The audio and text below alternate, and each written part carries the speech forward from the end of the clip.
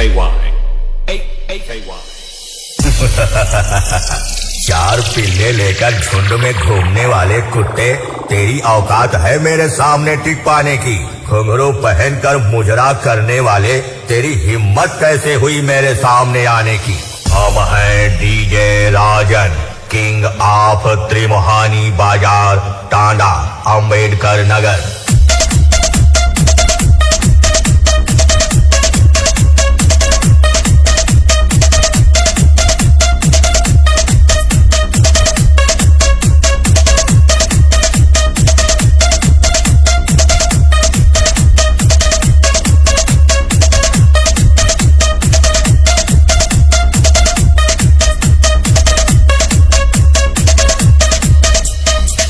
AKY.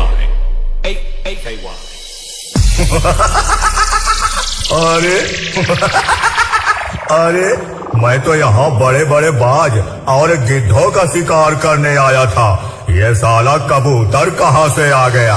हम हैं DJ Rajan, Trimohani बाजार, टांडा, अंबेडकर नगर वाले।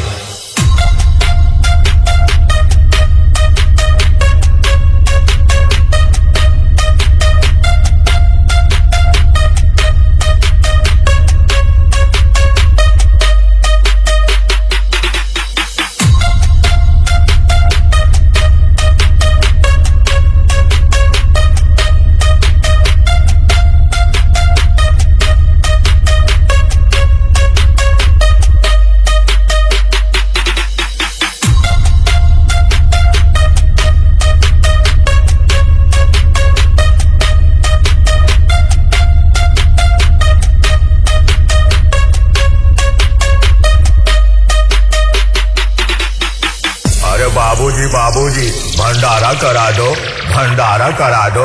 हमको राजन कटहरी से कंपटीशन करना है। भंडारा करा दो बाबूजी। क्या चाहिए बे तुझको? बाबूजी कुछ डिब्बा मशीन और हाइस का भंडारा करा दो, वरना मेरी इज्जत चली जाएगी।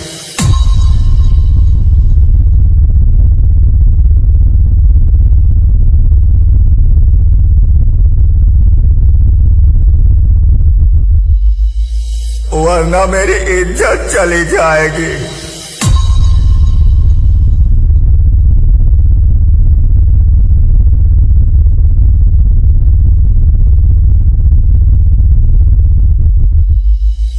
वरना मेरी इज्जत चली जाएगी।